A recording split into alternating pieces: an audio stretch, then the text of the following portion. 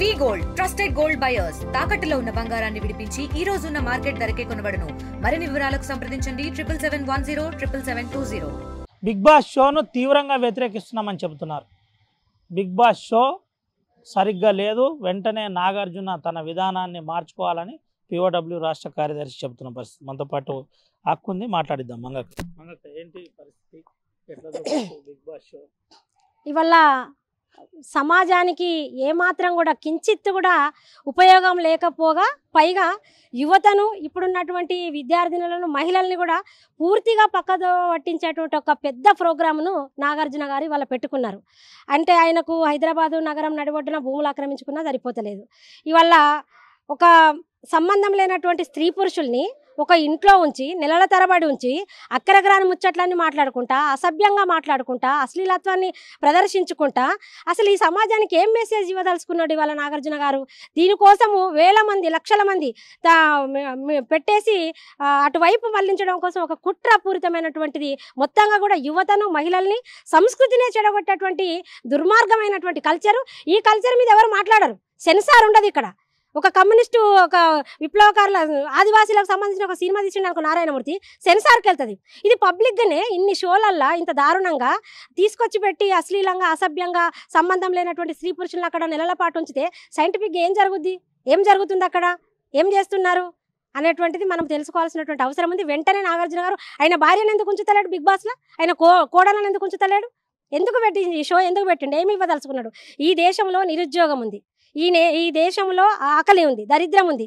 అంటే ఇవన్నీ పక్కన వారేసి నువ్వు ఒక నిరుద్యోగం మీద అవేర్నెస్ కల్పించు, 1 లక్షల మందికి ఏదన్నా కొత్తగా ఫ్యాక్టరీ పెట్టి ఉద్యోగాలు ఇవ్వు, లేకపోతే ఒక బలహీన వర్గాలకు వెనుకబడినటువంటి ఆదివాసీ తండాలలో ఉన్నటువంటి విద్యార్థులను తీసుకొచ్చి విద్యా నిలయాలు పెట్టు, అట్లాంటి వాటికైనా ఎడ్యుకేషన్గా ముందుకు నడిపించాలి. కానీ ఏ సంస్కృతిని ఇక్కడ ప్రదర్శిస్తున్నారు, ఇక్కడ ఉన్నటువంటి పాలకులు కానీ సెన్సార్ బోర్డు కానీ ఏం చేస్తుంది అనేటువంటిది పిఓడబ్ల్యూగా మేము దీన్ని తీవ్రంగా వ్యతిరేకిస్తున్నాం. ఖబర్దార్, ఇప్పటికైనా చాలా చాలా జబర్దస్త్ లాంటివి కూడా ఒక అసభ్యకరమైనటువంటి మెసేజ్లు, ఆడవాళ్ళ పట్ల చిన్న చూపు, ఆడవాళ్ళు తప్పులు చేస్తారన్నట్టు ఒక సంకేతాన్ని, అంటే ఈ షోల ద్వారా సమాజంలో సగభాగమైనటువంటి మహిళల్ని కూడా చిన్న చూపు, తక్కువ చూపు, అగౌరవం, అశ్లీలత అన్నీ దీంట్లో చూపిస్తున్నారు. తక్షణమే దీన్ని మూసివేయాలి, లేకపోతే పిఓడబ్ల్యూ ఆధ్వర్యంలో మేము కూడా ఆందోళనకు దిగవలసి వస్తుందని నాగార్జున గారిని హెచ్చరిస్తున్నాం. ఏం చేయబోతున్నారు అంటే ఈ పరిస్థితి ఇట్లనే ఉంటే, ఇదే కంటిన్యూషన్ ఉంటే ఏం చేస్తారు? అంటే మేము ఇప్పటికే మా జిల్లాలలో సంబంధించినటువంటి రాజకీయ తరగతులల్లో మేము ప్రధానంగా మా సభ్యులకు ఏం చెప్తున్నామంటే, ప్రధాన పోరాట పిలుపులలో ఇవి కూడా ఉన్నాయి. గతంలో మేము జబర్దస్త్కి వ్యతిరేకంగా కూడా చేసినాం. జబర్దస్త్లో ఏవైతే ఆడవాళ్ళని కించపరుస్తూ మొగోళ్ళు బయటికి వెళ్ళంగానే ఆడవాళ్ళు ఇంకొక మొగుంతో ఉంటారని అది నాటకం అని చెప్పి, అంటే ఒక నాటకం చేయడానికి కన్యాశుల్కం ఉంది. కన్యాశుల్కం ఏం చెప్పుద్ది?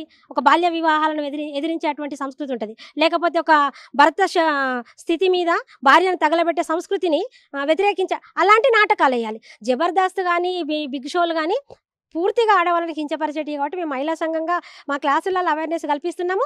దీనికి వ్యతిరేకంగా అవసరమైతే మేము ధర్నాలు చేస్తాం, సెన్సార్ బోర్డు దగ్గరికి వెళ్తాం, అవసరమైతే గవర్నమెంట్ దగ్గరికి పోయి కూడా మా మహిళా సంఘం ద్వారా మేము మెమోరాండాలు ఇవ్వదలుచుకున్నాం.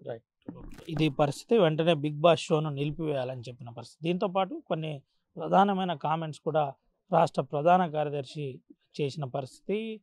తనకు సంబంధించిన కుటుంబ సభ్యులను, మహిళలను ఎందుకు తీసుకురావట్లేదని సూటిగా ప్రశ్నించారు.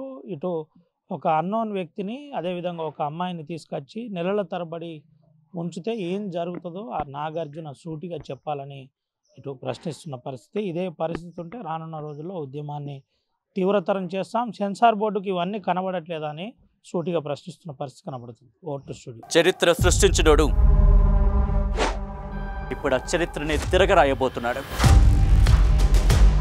అబద్ధాల గోడల్ని బద్దల కొట్టి నిజాలను రాగా మీ ముందుంచబోతున్నాడు. నిజమైన వార్తల కోసం వెంటనే డౌన్లోడ్ చేసుకోండి రా యాప్ని.